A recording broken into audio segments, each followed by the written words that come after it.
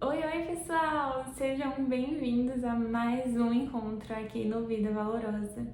E hoje nós vamos falar sobre o poder do agricultor. Qual será esse poder? O lavrador é aquele que lavra a terra, né? O agricultor que planta, que prepara a terra, que prepara o ambiente para plantar e colher. O que será que isso tem a ver com o nosso processo de mudança? Vamos falar sobre isso hoje. Você já deve ter ouvido o ditado que diz: quando você perceber que está no fundo do poço, a primeira coisa que você deve fazer é parar de cavar.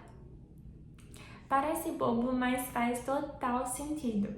Quando a gente se percebe num lugar ruim, que está numa situação ruim, a primeira atitude que nós devemos ter diante dessa situação ruim é de se perguntar o que eu estou fazendo que contribui para que esse cenário continue ruim.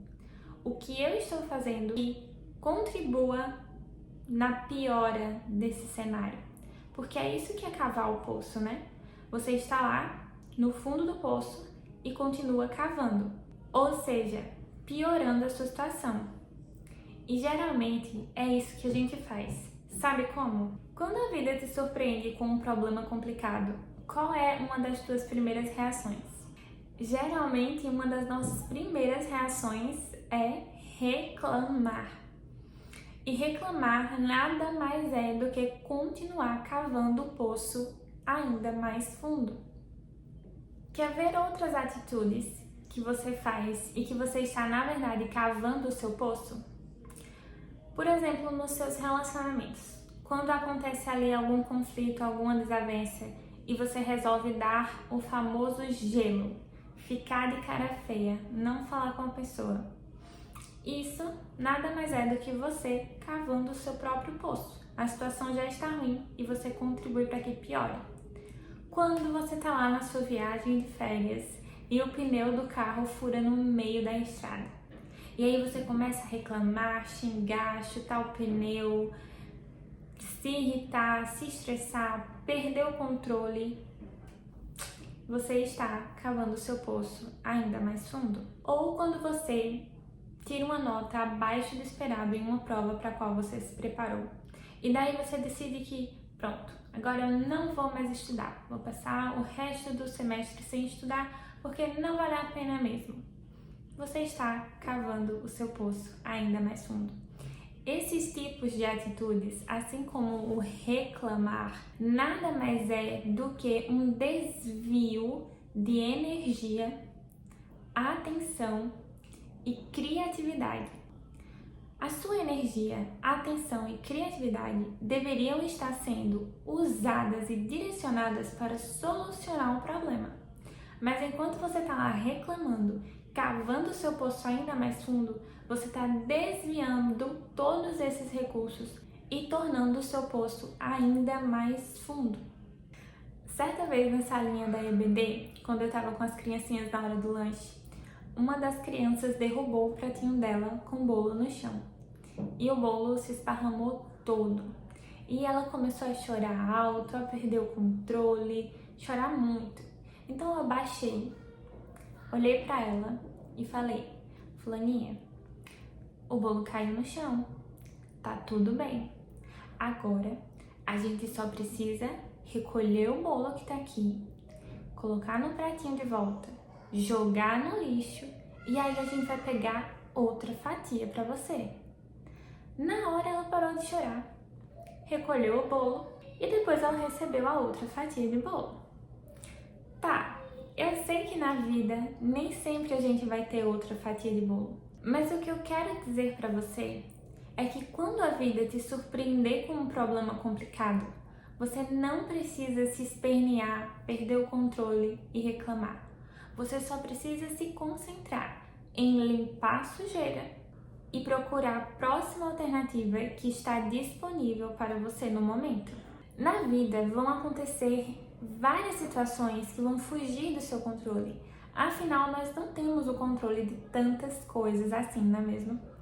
E você não vai ter como impedir que essas coisas aconteçam.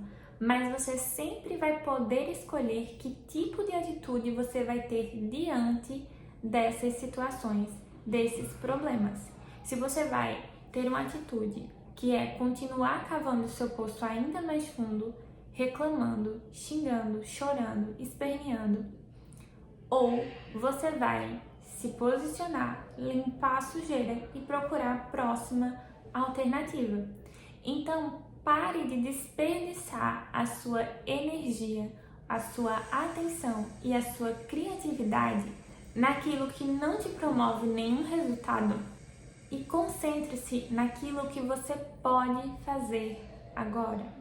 Em outro encontro, a gente aprendeu sobre a autorresponsabilidade humana e a soberania de Deus, que uma não anula a outra e que nós também temos um papel nesse processo de mudança. A partir de agora, a gente vai focar na autorresponsabilidade humana. E adivinha por quê? Porque essa é a única coisa que está no seu controle no momento. É a única coisa que você pode fazer agora. Então é nisso que você deve investir o seu foco, a sua energia e a sua criatividade. E por isso o tema desse nosso encontro é o poder do lavrador. Carl Rogers, no seu livro Tornar-se Pessoa, citou uma frase que diz o seguinte: o lavrador não pode fazer nascer a planta da semente. Pode unicamente fornecer-lhes as condições da alimentação que permitem à semente germinar e desenvolver todas as suas potencialidades. Não, eu não concordo com todas as ideias de Rogers, mas nisso ele estava muito certo. Um lavrador não pode fazer que a semente floresça. Ele não tem o poder de dar vida à semente. O que ele pode fazer é escolher o solo propício para aquela semente, preparar o solo para plantar a semente, regar, nutrir, cultivar e esperar para que no momento certo aquela semente então floresça. E o que isso tem a ver com a gente, Ana? Nós somos os lavradores. Nós estamos aqui procurando mudanças, plantando sementes em prol da mudança. Mas aí eu te pergunto, como está o ambiente em que você está semeando essas sementes? Como que você está cultivando as sementes que você está querendo que floresçam? O poder de fazer florescer não cabe a você. O único poder que cabe a você agora é proporcionar um ambiente favorável para o crescimento. Um dos obstáculos para o crescimento é justamente um ambiente que é desfavorável. Então, o que nós precisamos começar a fazer é construir esse ambiente favorável para o crescimento. Shane Perry, no seu livro Pensamento Eficaz, disse assim: não se melhoram os padrões por meio da força de vontade, mas pela criação de um ambiente em que o comportamento desejado se torna o comportamento padrão. Deixa eu só abrir um parêntese. Eu estou citando esses autores porque, como vocês sabem, de primeiro eu trago uma perspectiva mais psicológica e comportamental da coisa. Logo mais nós vamos trazer a perspectiva bíblica e fazer essa conexão, tá certo? Mas o que Shane estava querendo dizer aqui é que muitas vezes nós confiamos demais na nossa força de vontade. A gente se matricula na academia, faz a matrícula semestral e acredita que não, eu tenho força de vontade suficiente para me comprometer com isso. E nós falhamos nisso, em superestimar a nossa força de vontade. Ao invés de superestimar a nossa força de vontade, nós poderíamos promover um ambiente favorável, utilizando a nossa energia, a nossa atenção e a nossa criatividade para isso. Mas como assim, Ana, construir um ambiente favorável? Como é que eu faço isso? O ambiente diz respeito às suas amizades, aos lugares que você costuma frequentar, à organização do espaço em que você vive, a sua rotina de sono, também faz parte de um ambiente favorável ou desfavorável. As roupas que você escolhe vestir, os grupos que você escolhe se inserir, tudo isso faz parte do seu ambiente e, consequentemente, faz parte do seu cultivo de crescimento. Não adianta plantar sementes em terras rochosas, espinhosas, rasas. Lembra lá da parábola do semeador? Nós temos que preparar bem a terra para poder semear. Então, começa a direcionar o teu olhar para como está o teu território, como está essa terra que você está plantando e semeando. As pessoas que você convive, as músicas que você escuta, os conteúdos que você consome, os perfis que você segue no Instagram, a tua rotina de sono, a tua alimentação, tudo isso faz parte de um ambiente que favorece ou não a mudança que você deseja. Vamos agora para o nosso versículo base. Eu acho que essa é a única aula que o nosso versículo de base não estará no livro de Filipenses. Lá em 1 Coríntios, capítulo 3, dos versos 6 a 8, diz o seguinte: Eu plantei, Apolo regou, mas Deus deu o crescimento. Pelo que nem o que planta é alguma coisa, nem o que rega, mas Deus que dá o crescimento. Ora, o que planta e o que rega são um, mas cada um receberá o seu galardão segundo o seu trabalho. E com esse versículo, nós podemos aprender algumas lições. Primeiro, que o crescimento da semente não está sob o seu controle, não está sob o seu poder. O poder do lavrador é preparar a terra. O poder de dar a vida é do dono da vida. Então, não queira ocupar um lugar que não é seu. Não queira se responsabilizar por algo que está fora do seu controle. Se comprometa apenas com o que lhe cabe. Segunda coisa que nós aprendemos: se a semente vai brotar ou não, não é do seu poder.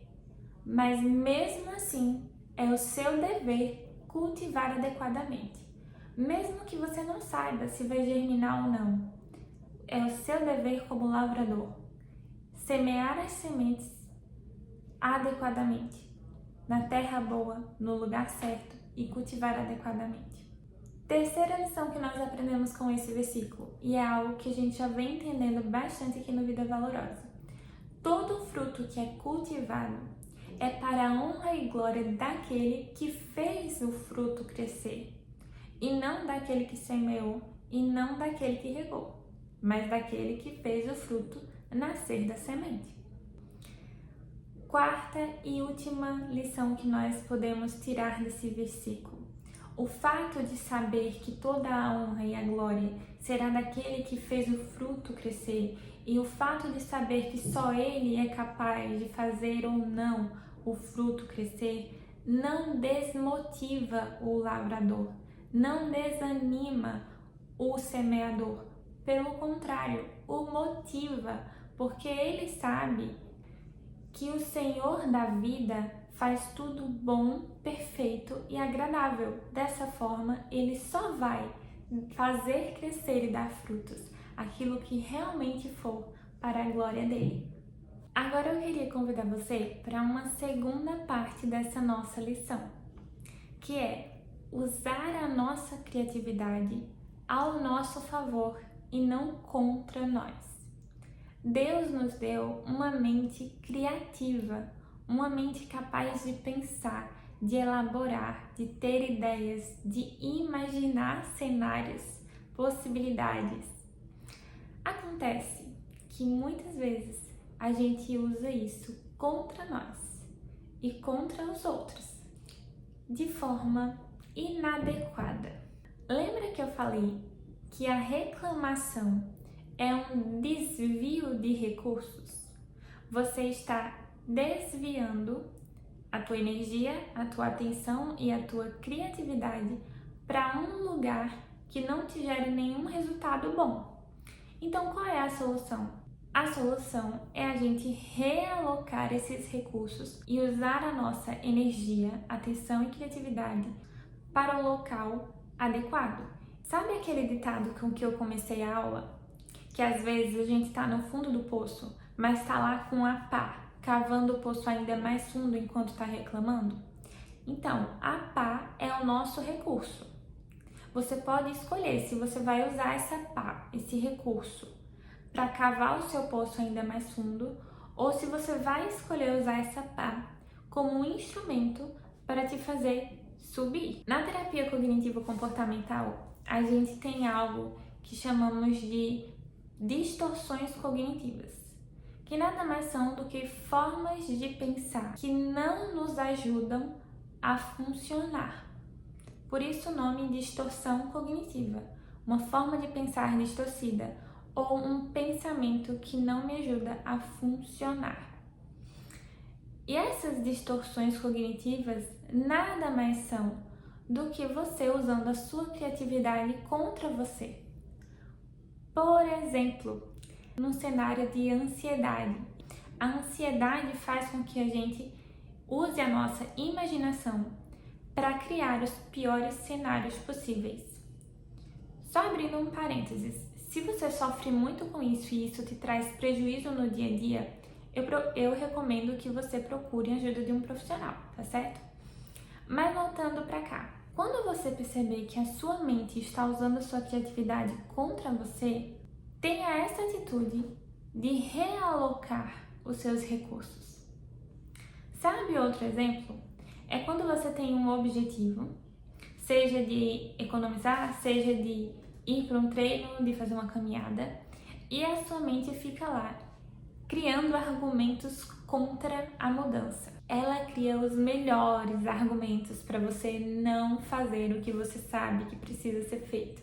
Quando você se perceber assim, saiba logo que é o seu cérebro usando a sua criatividade contra você. Então, imediatamente faça o realocamento desses recursos para o lugar certo.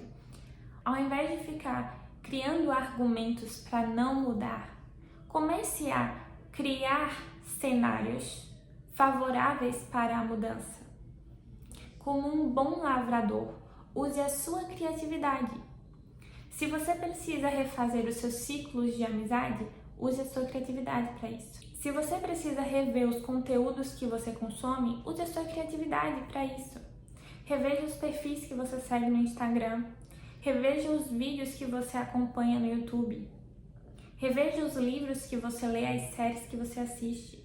Se você quer mudar de carreira, de vida profissional, ande com pessoas que já alcançaram as coisas que você pretende alcançar. Conviva com pessoas que já têm o hábito que você almeja ter. Conheça as armadilhas da sua mente e saiba como lidar com ela toda vez que ela quiser ir contra a tua mudança e contra os teus propósitos, os teus valores e os teus princípios. A tua mente não é o problema, ela não é a culpada. O cérebro só está fazendo o trabalho dele, que é te oferecer o caminho mais curto que te dá o prazer mais rápido. Ele foi criado para isso. Ele está exercendo a função dele. Mas você não é controlado pelo seu cérebro. Ao contrário, você é que controla aquilo que você pensa.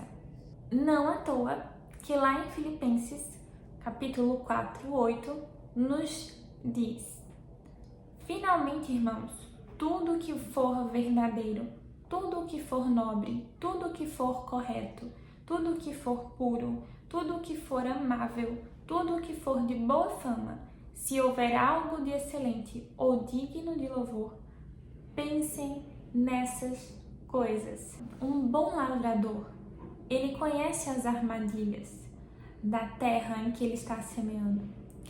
Se a sua mente é o lugar onde você está tentando semear mudança, você, como um bom lavrador, tem um dever, tem um papel de escolher naquilo que você vai pensar.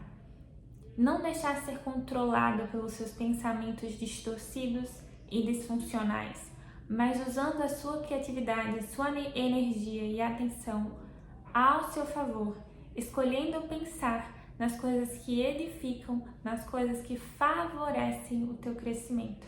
Lembrei agora daquele versículo, que diz: tragam à memória o que nos dá esperança. Isso nada mais é do que o uso adequado dos pensamentos, o uso adequado do recurso que Deus nos deu. Trazer à memória o que nos dá esperança e não trazer à memória o que nos dá desânimo, o que nos dá preguiça, o que nos dá razões para procrastinar. Já existem estudos científicos que mostram como que o pensamento altera a nossa disposição genética. E existem estudos também que provam que nós temos o poder de escolher o que vamos pensar. E talvez você esteja aí dizendo: mas isso é tão difícil, mas isso vai ser impossível para mim, os meus pensamentos me perturbam, os meus pensamentos me sabotam. Lá em 2 Timóteo 1,7 diz: pois Deus não nos deu espírito de covardia, mas de poder, de amor e de equilíbrio. Deus já te habilitou ao equilíbrio. Em Deus, nós somos capazes de escolher pensar no que edifica. Em Deus, nós já temos essa capacidade, porque Ele não nos deu espírito de covardia, mas espírito de poder, de amor e de equilíbrio. Só um parênteses aqui para reforçar que, se você tem tido muita dificuldade em lidar com os seus pensamentos e isso tem te trazido prejuízos e sofrimento no dia a dia, procure ajuda profissional. A psicologia também é um recurso que Deus nos disponibilizou e que nós podemos usar em favor do nosso crescimento. Então esse foi o nosso encontro hoje, pessoal. Eu espero que tenha ficado bem claro as lições que eu quis trazer para vocês, de vocês entenderem o que está no seu controle e o que não está, e se concentrar em usar os seus recursos naquilo que está no seu controle e não naquilo que está fora, porque vai ser completamente em vão, vai ser um desperdício. Então o lavrador tem o poder de preparar a boa terra e cultivar a semente de forma adequada. É nisso que você tem que se concentrar, em promover um ambiente favorável para a mudança. Como você vai fazer isso? Usando a sua criatividade, energia e atenção ao seu favor e não contra você. Escolhendo atitudes que favorecem o teu crescimento, escolhendo ambientes que favorecem o teu crescimento, pensamentos que favorecem o teu crescimento. É isso, a gente se vê no próximo encontro. Deixem aí nos comentários dúvidas, questionamentos, ideias, e eu vou ficar feliz em acompanhar os comentários de vocês. Um cheiro e até a próxima!